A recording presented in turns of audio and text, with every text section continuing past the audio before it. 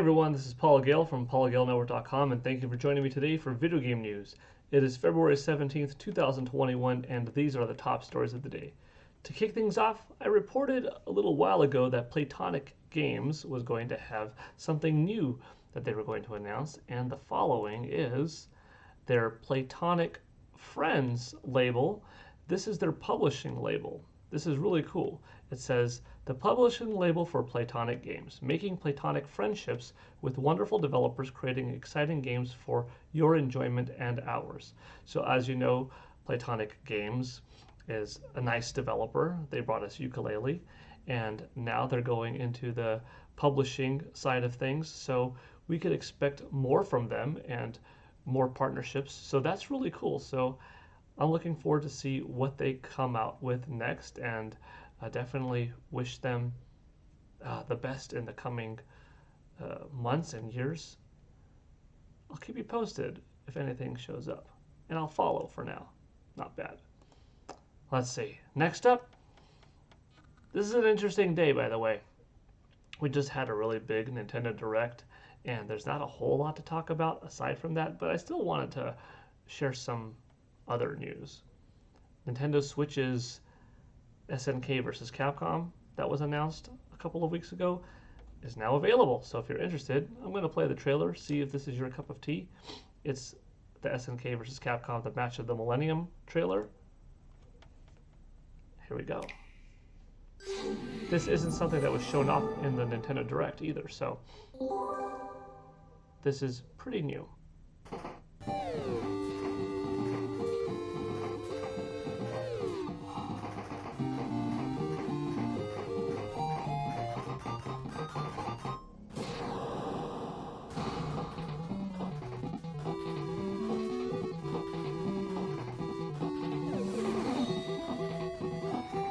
This game came out in 1999 for the Neo Geo Pocket Color.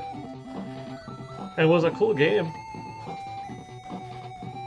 So it's nice seeing it brought back, 22 years later, now on the Nintendo Switch. I think it's a great fit, of course.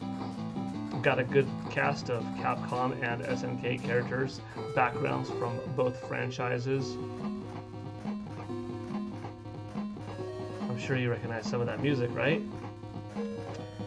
Now, my favorite collaboration with SNK, I think, is Capcom versus SNK 2EO from Nintendo GameCube. But this is still nice. It's so different. The game had a, obviously, as you can see, a very different visual art style. The characters drawn here look like what you would expect from Capcom or SNK games, but the fighting style is different. But that's nice, and I told you I would give you a reminder because it's a good fighting game. Hasn't been available to play on anything modern, since 1999, and that's the reminder for today. Moving along today in video game news. PlayStation news, things aren't looking the best with this lawsuit going on because reports are coming out suggesting that Sony is not doing what it's supposed to do when it comes to the warranty and the handling of a faulty product, I should say, in the DualSense controller. A lot of people are complaining more now than launch, which makes sense because now the PlayStation 5 has been out for a while of the system having issues, disk read errors, and so forth. But in particular, in this case, regarding the DualSense, I really wonder what is the percentage of people. It's certainly going up, but what is the percentage of people to the 5 million or so PlayStation 5 owners out there that are having problems for things to escalate this quickly? Or is it because we're now in a time where consumers aren't taking it anymore, nor should they, and Sony's just a victim of a quicker response time, right? Nintendo hasn't had, a flawless record when it comes to the Joy-Cons. But then again, that's another thing that, is it blown out of proportion or not? Out of the 80 million Nintendo Switch owners out there, just how many have experienced this Joy-Con drift. Perhaps the Nintendo Switch and its Joy-Con drift errors, and it being kind of a high point of conversation in the last few years, is why Sony is, seeing a bigger turnout in terms of class action lawsuit now, faster to that point than it would have, if that didn't happen with Nintendo. Do you know what I mean? Like, maybe Nintendo set the way, inadvertently so, for other manufacturers to be held more accountable more quickly. Unless if Sony really is just not handling things well behind the scenes when it comes to what's coming to them. I've had people, some friends that have experienced Joy-Con drift, send it into Nintendo. Nintendo sends it back, free fix, free repair, boom, done. Both shipping and handling, both ways. And on the PlayStation side of things, it seems like people are not getting Sony customers to respond, or they're having to pay for one way or the other, and seems kind of anti-consumer, not the most consumer-friendly. Then again, I haven't been affected by either the Joy-Con problem or the DualSense problem, so I can't speak to my own issues with either system, but let me know, where are you on this? And finally, as I mentioned it earlier, the Nintendo Direct today, it was fantastic. You'll have to let me know what you thought. This is just an image from earlier when I put it on my YouTube channel, my live action recording. I had a really good time. I didn't get my heavy hitters, Bayonetta 3, Metroid Prime 4, the sequel to The Legend of Zelda Breath of the Wild, but I did get pleasantly surprised with Mythra and Pyra coming to Super Smash Bros. Ultimate. And we knew that there was going to be a Smash Bros. Character, but that was unexpected. Not who I thought or wanted for the day, but cool nonetheless. Looks like a fun character to play as dual setup. I got Mario Golf. That's what's paused on right now. We found out that Hades is getting a physical port. That's really cool. Physical edition, I should say. We got some exciting titles from Square Enix using that 2D HD engine. Looks beautiful. Their new tactical RPG. We got Splatoon 3. That's the one that closed out the show. It looks like it's going to be bigger, more grand scope. That was cool. Got some brand new Legend of Zelda 35th anniversary Joy-Con. Looking like the Hylian Shield and the Master Sword. That was nice. And of course, the Legend of Zelda Skyward Sword HD brought over to Nintendo Switch. That's coming out July 16th, 9 days after my birthday. Pretty sweet. Apex Legends we got to see. Fall Guys coming to Nintendo Switch. Not Sigma, well, that's part of it. The Ninja Gaiden trilogy, Plants vs. Zombies, Monster Hunter Rise, fantastic new, beautiful trailer of that game. That's coming out soon. Not a whole lot of Zelda 35th anniversary talk. Makes me wonder if the rumors that I received last week of a Zelda-specific Direct coming sometime between this Sunday, the 20th in the United States evening, to next Saturday, so it would coincide with Japan's 21st anniversary. If that's true, if that's something that we're still getting, because we got Age of Calamity. That's cool. New DLC coming, right? Expansion Pass 1, 2, and so forth. But there's got to be more. Rumors are suggesting that very soon, within the next couple of months, we're going to be hearing of Wind Waker HD, Twilight Princess HD. I have not received a report on that myself, but what I have received was some type of Zelda Direct coming next week. Could it still come out? Possibly. Could it have originally been intended to come out and instead was put into today's presentation? Maybe, unless if it was just misinterpreted and it was like, oh, don't worry, Zelda stuff is coming soon, and that was here all along. Fingers crossed. I don't know how likely it is, but I think there's a decent chance that something Zelda might still come out next week.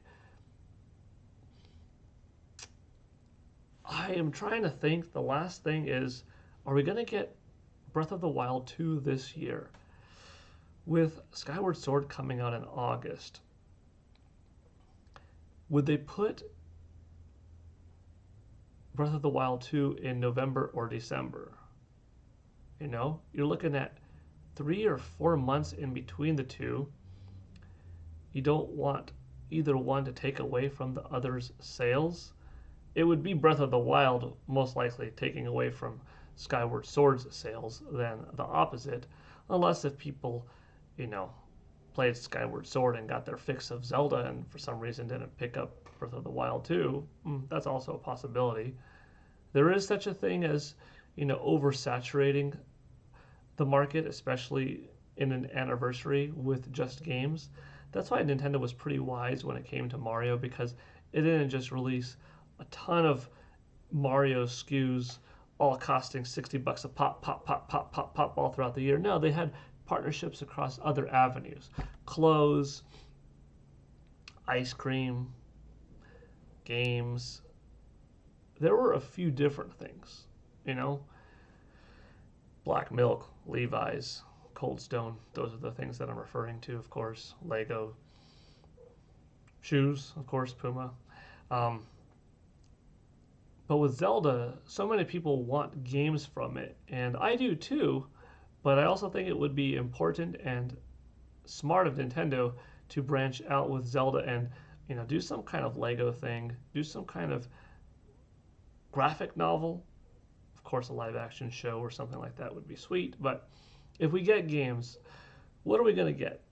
I think Wind Waker HD and Twilight Princess HD, I think those rumors are going to wind up being true. I can't see them being stuck on Wii U. They weren't announced today, though. Could it be like a August, September, October release of all three? Is that kind of weird? A little bit. Could we see Wind Waker or Twilight Princess HD before? If so, that would make you wonder, well, how come those two weren't shown off today, right? If we're 5 months away from Skyward Sword and Twilight Princess and Wind Waker come out before, how come they weren't shown off first? Unless that they wanted to use this big presentation to have one of them, have the one that's farthest removed, have the one that's the newest to come out, technically because the other two came out on Wii U. Talk about it first. And then maybe next week or maybe within the next couple of months, they'll say, here's 2 more Zelda games coming out. Wind Waker HD, Twilight Princess HD, and they're coming out this June and July, respectively. So then you have a June, July, August release of these 3 Zelda games.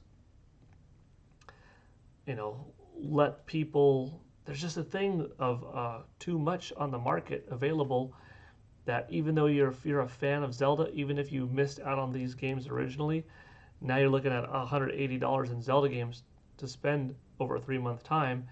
It might be too much for you. Unless if you're someone who missed out on them and always wanted all 3, then you're going to get them regardless. But these games kind of cater to a few different people. The hardcore folks that are going to get the newest, latest, best HD versions, and the people that are kind of dormant fans or missed out on a series because they didn't own a particular console, kind of want to get all 3, but aren't too hardcore about getting all 3 all at once, and as a result will only pick one and may not ever get the other 2 because life comes up, different games come out, Breath of the Wild sequel comes out, that becomes more important, and then these other 2 that came out, close to the one of these 3 that you originally picked, it gets left behind or you get it way down the road. That's a possibility. There's a lot of psychology behind the gamer, and a lot goes into when you release things and stuff.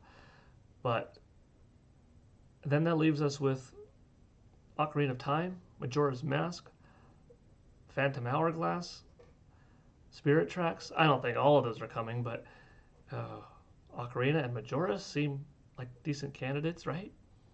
What I would love is a 2D HD The Legend of Zelda: A Link to the Past. I think that would be fantastic. Could you imagine Octopath Traveler Engine? Something like it, but with A Link to the Past? Ooh, that would be beautiful. That would be stunning. Instead of bringing that game to 3D and bringing it to life and stuff like that, bring Ocarina of Time to, that pumped up on steroids, full-on remake look. Treat A Link to the Past a little bit differently and have it, a 2D HD style uplift. That would be beautiful. Well, a lot of today's talk was more Nintendo Direct talk, but that's because there's a couple of things I didn't touch on earlier in my grand Nintendo Direct live action presentation, and I wanted to discuss, the PlayStation news today. Things aren't looking the best for Sony with this lawsuit against them. I wanted to talk about Playtonic. I wanted to show you SNK versus Capcom. Let me know what you thought of today's video game news segment. It's kind of a weird one today because I didn't want to rush through the first things, but I knew the most important one at this time was definitely the end. But that's going to do it today. Thanks for watching with me. Hope you all have a good one, and I'll see you next time. Bye.